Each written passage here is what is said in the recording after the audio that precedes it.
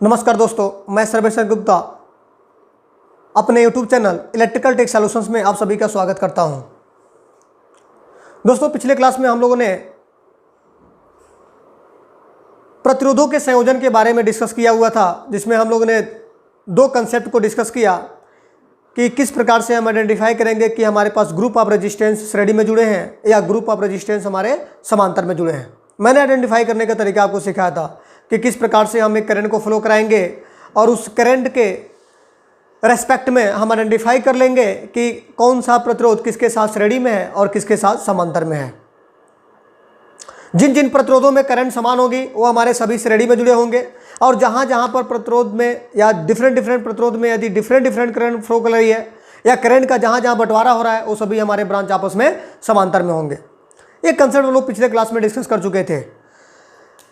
हमने आपको बताया था कि यदि बहुत सारे प्रतिरोध समांतर में जुड़े हों तो उनका तुल्य प्रतिरोध आप कैसे कैलकुलेट करोगे।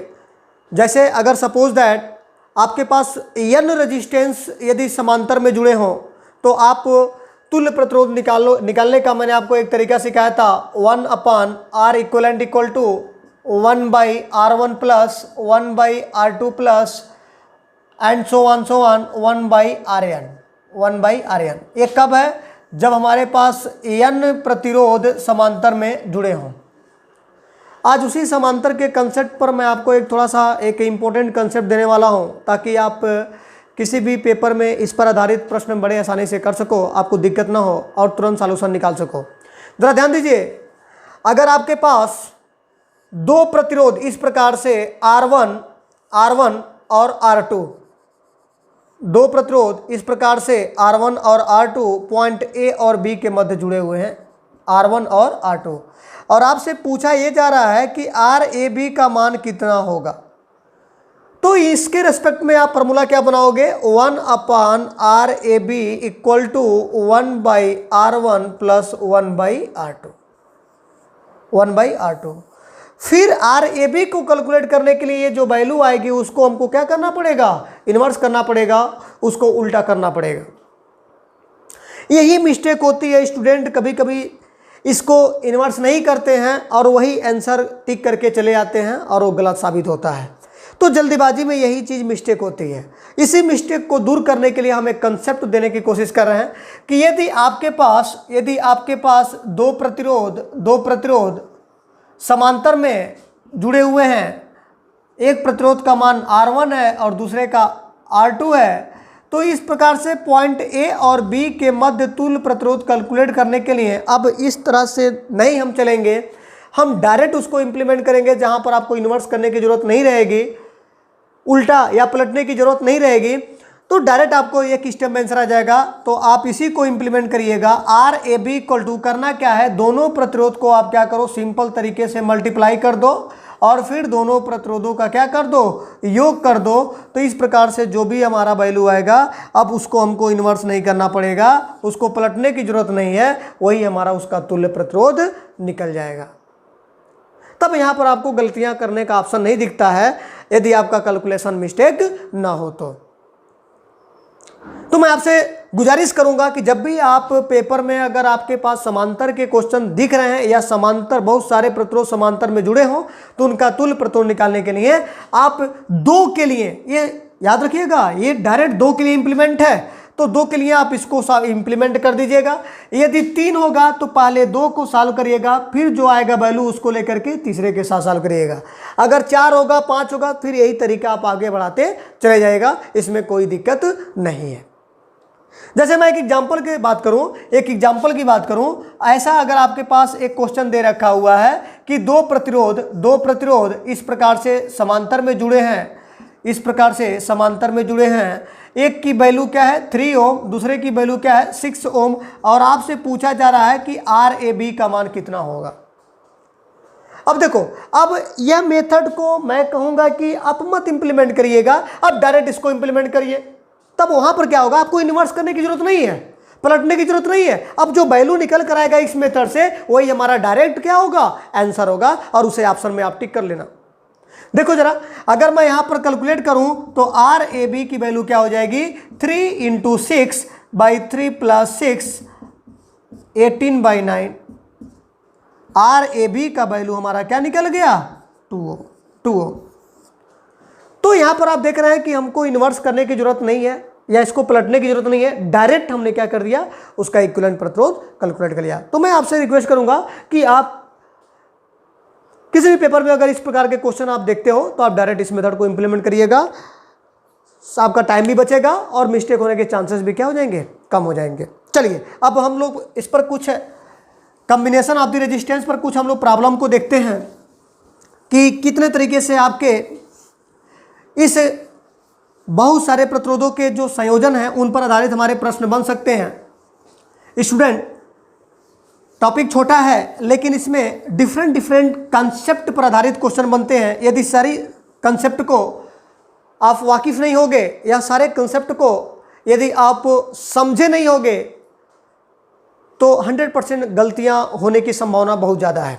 ठीक, तो मैं आपको जितनी तरीके से आपके पेपर में क्वेश्चन बन सकते हैं या जो जो कंसेप्ट इन्वॉल्व हो सकते हैं, मैं एक एक करके सभी कंसेप्ट को समझाऊंगा, उस पर प्रॉब्लम कराऊंगा, ताकि भविष्य में कभी भी किसी भी पेपर में आप गलतियां ना करो। आप मेरे साथ लगातार बने रहिए, मैं एक एक करके सारे कंसेप्ट का डिस्कशन यहाँ पर कर दूंगा और प्रत्येक कंसेप्ट पर मैं आपको प्रॉब्लम भी करा दूंगा ताकि आपकी तैयारी अच्छी हो सके। देखिए, मैं एक प्रॉब्लम लेके चल रहा हूँ। इस प्रकार से 3 प्रतिरोध कनेक्टेड है, जुड़े हैं एक नेटवर्क में, और आपसे पूछा क्या जा रहा है कि पॉइंट ए और बी के मध्य तुल्य प्रतिरोध कितना होगा। यदि सभी प्रतिरोध का मान क्या है, R है। अब जरा ध्यान दीजिए, मैंने आपको पिछले लेक्चर में सिखाया था कि कैसे आइडेंटिफाई करोगे कौन सा रेजिस्टेंस किसके साथ श्रेणी में, किसके साथ समांतर में है। मैंने बोला था कि आप सिंपली करंट को फ्लो करा देना और जिसमें करंट सेम होगा वो हमारे श्रेणी में होंगे और जहाँ जहाँ करंट का बंटवारा होगा वो हमारे आपस में समांतर में होंगे। लेकिन यहाँ पर आप यदि उस कंसेप्ट को इम्प्लीमेंट करोगे तो आपको बहुत सारी दिक्कतें आएंगे। इतना आसान नहीं है कि आप आइडेंटिफाई कर सको कि कौन किसके साथ श्रेणी है या किसके साथ समांतर है। तो ऐसे टिपिकल प्रॉब्लम को सॉल्व करने के लिए मैं आपको एक सिंपल मेथड दे रहा हूं, जिसको मैं अपने भाषा में क्या बोलता हूं, पॉइंट मेथड। उसको आप इंप्लीमेंट करिएगा, 100% आप सही आंसर तक पहुंच जाएंगे। जब भी आपको नेटवर्क में कुछ ना समझ में आया कि कौन किसके साथ श्रेणी में है, कौन किसके साथ समांतर में है, तब आप इस मेथड को इंप्लीमेंट कर देना। 100% वह जटिल नेटवर्क आपका एक साधारण या सिंपल नेटवर्क में तब्दील हो जाएगा। और जिस रेजिस्टेंस को आप कभी नहीं समझ सकते या नहीं समझ पा रहे थे कि कौन किसके साथ श्रेणी है, कौन किसके साथ समांतर है, अब वह आपको बहुत ही सिंपल नेटवर्क में तब्दील हो जाएगा और प्रत्येक रेजिस्टेंस आपको दिख जाएंगे कि किसके साथ श्रेणी में है और किसके साथ समांतर में। फिर उसका आप इक्विवेलेंट रेजिस्टेंस बड़े सिंपल तरीके से आप निकाल लोगे। तो देखिए यहां पर मैं क्या करूंगा, आपको सिंपल तरीके से करना क्या है, आपको सिंपल तरीके से यही करना है कि हर कनेक्शन जहां पर दिया हुआ है वहां पर एक पॉइंट को एज्यूम कर देना है। जरा ध्यान दीजिए, पॉइंट को भी एज्यूम करते वक्त आपको कुछ कंसेप्ट को लेकर चलना है, अन्यथा वहां पर भी आप गलतियां कर देंगे। जरा ध्यान दीजिए, यह पॉइंट बी है तो यह पॉइंट आपका क्या होगा, यह इंपॉर्टेंट है। यह पॉइंट ए है तो यह पॉइंट क्या होगा, यह भी इंपॉर्टेंट है। और यह पॉइंट क्या होगा और यह पॉइंट क्या होगा, यही पॉइंट को आइडेंटिफाई करना ही हमारे लिए चैलेंज है और यही इंपॉर्टेंट है। अगर आप इतना कर सके तो फिर आपको कभी भी भविष्य में गलत करने का कोई भी आपको पास संभावना नहीं दिखेंगी। जरा ध्यान दीजिएगा, अगर यह पॉइंट बी है तो यह भी पॉइंट हमारा बी होगा 100%। क्यों? क्योंकि इन दोनों के बीच में कोई भी एलिमेंट नहीं जुड़ा हुआ है। यदि कोई भी एलिमेंट नहीं जुड़ा हुआ है तो उसको हम एक शॉर्ट सर्किट की तरह ज्यूम करते हैं। और शॉर्ट सर्किट का परिभाषा होता है कि उसका पोटेंशियल डिफरेंस जो हमारा होता है वो 0 होता है। इट मीन्स दोनों इंड का पोटेंशियल हमारा क्या होता है, सेम होता है। दोनों इंड का पोटेंशियल सेम होने का तात्पर्य क्या है कि दोनों का पॉइंट भी हमारा क्या होगा, सेम होगा। जरा ध्यान दीजिए, अगर यह पॉइंट ए है तो यह भी हमारा पॉइंट ए ही होगा, क्योंकि इनके बीच में कोई भी एलिमेंट नहीं जुड़ा हुआ है। अब जरा ध्यान दो, अगर यह पॉइंट ए हो गया तो यह पॉइंट क्या होगा, ये भी पॉइंट ए ही होगा, क्योंकि इन पॉइंट दोनों पॉइंट के बीच में कोई भी एलिमेंट नहीं जुड़ा हुआ है, कोई भी रेजिस्टेंस नहीं जुड़ा हुआ है। तो 100% जो पोटेंशियल इस पॉइंट का होगा वही पोटेंशियल इस पॉइंट का भी होगा। उसी प्रकार से सिमिलरली यदि यह पॉइंट बी है तो ये भी पॉइंट हमारा क्या होगा, बी होगा, क्योंकि इन दोनों पॉइंट के बीच में कोई भी हमारा रेजिस्टेंस नहीं जुड़ा हुआ है। अब जरा गौर करिए, जिस नेटवर्क को देख करके हम घबरा जा रहे थे कि इसका तुल्य प्रतिरोध कैसे कैलकुलेट करें, अभी आप देखिएगा वह नेटवर्क बहुत ही सिंपल नेटवर्क में तब्दील हो चुका रहेगा। इस नेटवर्क को देख करके आपको अगर मैं क्वेश्चंस पूछूं कि कुल कितने पॉइंट हैं इस नेटवर्क में, तो आपका जवाब क्या होगा, तो मेरे भाई सिंपल तरीके से आपको दिख रहा है कि सिर्फ 2 ही पॉइंट दिख रहे हैं। कौन कौन, ए और बी। अब क्या करना है, इन 2 पॉइंट को आपको रख लेना है। अब यह पॉइंट हमारा ए है और यह पॉइंट हमारा क्या है, बी है। अब जैसा जैसा जो 2 पॉइंट के बीच में जैसा रेजिस्टेंस का जुड़ाव है वैसा उसको जोड़ते चले जाएंगे। यहाँ पर जरा गौर करिए, ए और बी के बीच में एक रेजिस्टेंस जुड़ा हुआ है जिसकी वैल्यू क्या है, आर है, उसको हमने जोड़ दिया।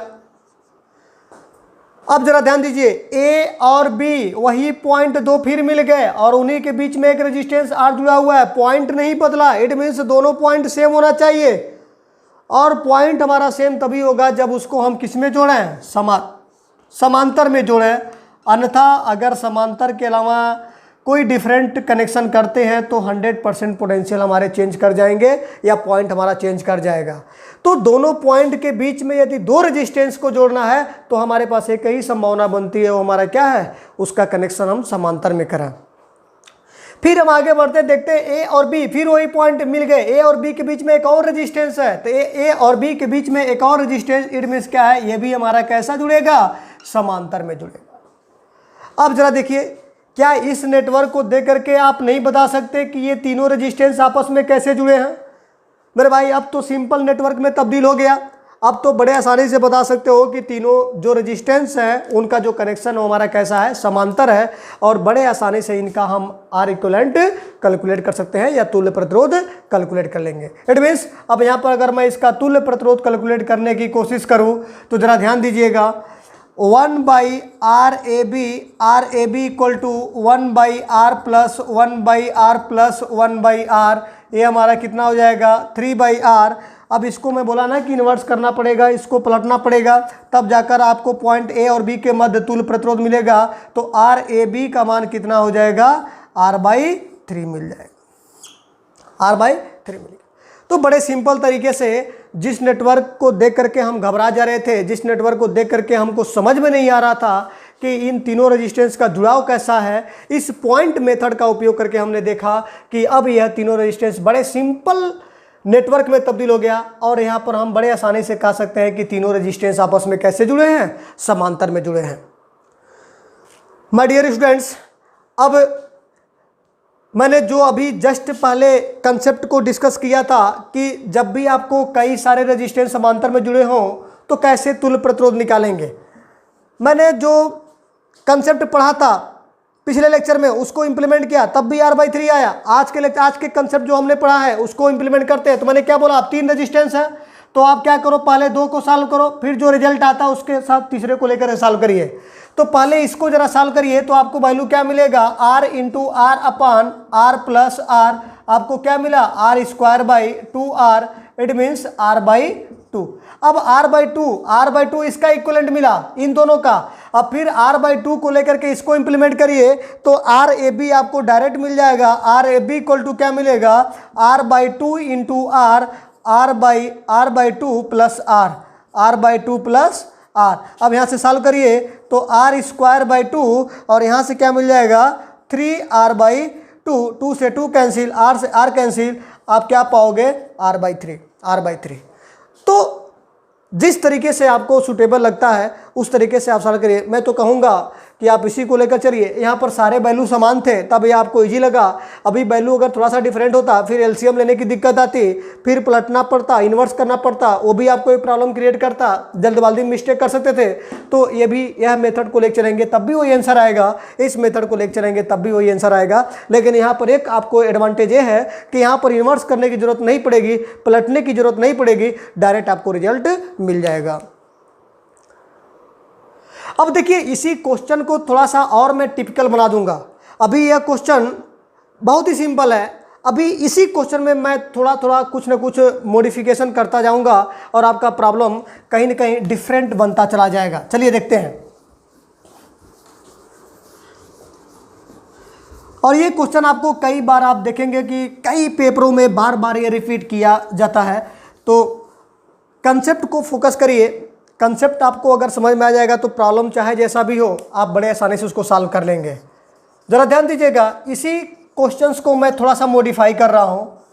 अब अगर ऐसा क्वेश्चन आ गया ए बी आर आपको दिया हुआ है और यहाँ पर इस ब्रांच में भी एक रेजिस्टेंस को कनेक्ट कर दिया और अब आपसे पूछा जा रहा है कि पॉइंट ए और बी के मध्य जरा तुल्य प्रतिरोध कैलकुलेट कर दीजिए। तो कोई दिक्कत नहीं, अब तो आप कंसेप्ट को समझ चुके हो, अब घबराने की कोई जरूरत नहीं है। अब चाहे जैसा भी, चाहे जितना भी जटिल नेटवर्क क्यों ना आपके सामने आ जाए, अब आपको कोई घबराने की जरूरत नहीं है। आप डायरेक्ट कंसेप्ट को इंप्लीमेंट करिएगा, 100% आपको सिंपल नेटवर्क में यही जटिल नेटवर्क तब्दील हो जाएगा और आसानी से उसका तुल्य प्रतिरोध कैलकुलेट कर लेंगे। चलिए देखते हैं। अब वहां पर यही वही पॉइंट मेथड को इंप्लीमेंट करने की कोशिश कर रहा हूं। अगर यह पॉइंट ए है तो यह भी पॉइंट ए होगा, क्योंकि यहां इनके बीच में कोई रेजिस्टेंस नहीं लगा है। कोई रेजिस्टेंस नहीं लगा है तो कोई ड्रॉप नहीं होगा, पोटेंशियल दोनों एंड का सेम हो जाएगा, तो पॉइंट भी हमारा क्या होगा, सेम होगा। यह अगर पॉइंट ए है तो यह भी पॉइंट हमारा क्या है, ए ही होगा। यह पॉइंट बी है तो यहां भी हमारा क्या होगा, बी होगा। तो जरा बताइए क्या यहां भी बी होगा? नहीं, यहां बी नहीं होगा, क्योंकि यहां पर अब रेजिस्टेंस आ चुका है। अब रेजिस्टेंस आ चुका है तो 100% यहाँ पर ड्रॉप हो जाएगा। ड्रॉप होने की वजह से पोटेंशियल हमारा चेंज कर जाएगा। अगर पोटेंशियल चेंज कर गया तो हमारा पॉइंट भी क्या हो जाएगा, चेंज कर जाएगा। अब इस पॉइंट को हम डिफरेंट पॉइंट लेंगे, उसको हमने क्या बोल दिया, सी बोल दिया। अब हमारे पास कुल कितने पॉइंट दिख रहे हैं? बड़े सिंपल भाषा में बता सकते हैं, भैया हमारे पास 3 ही पॉइंट दिख रहे हैं। कौन कौन? ए, बी और सी। अब इन तीनों पॉइंट को ले लो, इन तीनों पॉइंट को लेकर के ए, बी और तीसरा हमारा क्या है, सी। अब यह तीनों पॉइंट को लेकर के सभी के बीच में जो भी रेजिस्टेंस जैसा जुड़ा है उसको जोड़ते चले जाइए। जरा ध्यान दीजिए, ए और सी के बीच में एक रेजिस्टेंस आर जुड़ा हुआ है। ए और सी के बीच में एक रेजिस्टेंस आर जुड़ा हुआ है। ए और सी के बीच में एक और रेजिस्टेंस आर जुड़ा हुआ है। कैसे जोड़ेंगे भैया? अभी मैंने डिस्कस किया था, जब दो पॉइंट के बीच में दो रेजिस्टेंस, आपको दोनों पॉइंट सेम हो और दो रेजिस्टेंस को जुड़ा करना है, तुम्हारे पास एक ही ऑप्शन बनता है, वो हमारा क्या है, समांतर है। अब क्या देख रहे हैं, ए और बी के बीच में एक आर जुड़ा हुआ है। ए और बी के बीच में एक आर जुड़ा हुआ है, हमने जोड़ दिया। बी और सी के बीच में एक आर जुड़ा हुआ है। बी और सी के बीच में एक आर जुड़ा हुआ है, हमने जोड़ दिया। अब जरा ध्यान दीजिए, क्या आप नहीं बता सकते कि अब कौन किसके साथ कैसा जुड़ा हुआ है? इसको जरा गौर करो, ये दोनों आपस में कैसे हैं, पैरेलल में है, और इनका इक्विवेलेंट कितना हो जाएगा, R into R upon R plus R. It means R square by 2r। यह वैल्यू हमारा क्या मिल जाएगा, r/2। अब यह आपका सर्किट मॉडिफाई इस प्रकार से हो गया। यह हमारा वैल्यू क्या हो गया, r/2, और यह हमारा क्या हो गया, r। ये पॉइंट b और यह पॉइंट हमारा क्या है, a। r/2 r। अब ये देखिए जरा, ये दोनों आपस में कैसे हैं, ये श्रेणी में, क्योंकि यहाँ से अगर करंट को फ्लो कराएंगे, जो करंट इसमें फ्लो होगी वही करंट इसमें भी फ्लो होगी। तो ये दोनों आपस में कैसे हैं, श्रेणी हैं। तो r प्लस r/2 वो हमारा कितना हो जाएगा, r/2 प्लस r। इसको सॉल्व करेंगे तो r प्लस 2r 3r/2। अब यह हमारा नेटवर्क और सिंपल बन गया। अब ऐसा बन जाएगा, यहाँ पर आपका r है और यहाँ पर आपको क्या मिल गया, 3r/2, और यह पॉइंट हमारा ए और बी। अभी आपका आंसर नहीं मिला क्योंकि हमको RAB कैलकुलेट करना है। तो RAB का मान क्या हो जाएगा, RAB इक्वल टू क्या लिखेंगे, r into 3r/2 upon r plus 3r/2, इसको सिंप्लीफाई करेंगे तो 3/2 r² अपॉन 5r/2, 2 से 2 कैंसिल, r से r कैंसिल, आपका आंसर क्या हो जाएगा 3/5r, 3/5r। तो बड़े ही सिंपल तरीके से आप इस पॉइंट मेथड को उपयोग करके आप किसी भी कठिन क्वेश्चन को एक सिंपल क्वेश्चन में तब्दील कर सकते हैं, किसी भी जटिल नेटवर्क को एक साधारण नेटवर्क में तब्दील कर सकते हैं और बड़े आसानी तरीके से आप आंसर को प्राप्त कर सकते हैं। मैं उम्मीद कर रहा हूं यह मेथड आपको सभी को अच्छा लगा होगा। यदि अच्छा लगा है तो ज़रूर कमेंट करके बताइएगा। मैं आपसे रिक्वेस्ट करता हूं कि यह जो मैं लेक्चर आपको ऑनलाइन दे रहा हूं, यूट्यूब पर दे रहा हूं, वह बहुत ही महत्वपूर्ण है आपके पेपर के पॉइंट ऑफ व्यू से। एक भी लेक्चर आपको किसी भी सब्जेक्ट का जो मैं टॉपिक वाइज पढ़ाता जा रहा हूं आपको नहीं छोड़ना है। मेरे प्रत्येक लेक्चर को कंटिन्यूअस आपको बना के चलना है, तब जाकर मेरा प्रत्येक लेक्चर आपके लिए ज़्यादा से ज़्यादा फायदेमंद होगा, क्योंकि हर एक लेक्चर का कनेक्शन पिछले लेक्चर से बना रहता है। तो यदि आप पिछले लेक्चर को नहीं देखते हैं तो डायरेक्ट दूसरे लेक्चर पर पहुंचते हैं तो कुछ न कुछ आपके दिमाग में कन्फ्यूजन बना रह जाता है। तो मैं आपसे यही रिक्वेस्ट करूंगा कि जो सब्जेक्ट लेकर मैं चल रहा हूं उस सब्जेक्ट के प्रत्येक लेक्चर को आप लगातार उसको कंटिन्यूअस आप उसको बनाकर देखते रहिए, ताकि आपका पूरा का पूरा कंसेप्ट क्लियर हो सके, ताकि भविष्य में आपको किसी भी पेपर में कोई भी गलतियां करने का ऑप्शन ना मिल सके। आप 100% हर एक पेपर को अच्छे तरीके से आप करके आओ, ताकि आपका सिलेक्शन हर एक पेपर में हो सके, आपका कॉन्फिडेंस बूस्टअप हो सके, आपका मनोबल ऊंचा हो सके। इसी उम्मीद के साथ मैं नेक्स्ट लेक्चर में इसी को कंटिन्यू करूंगा। तब तक के लिए धन्यवाद।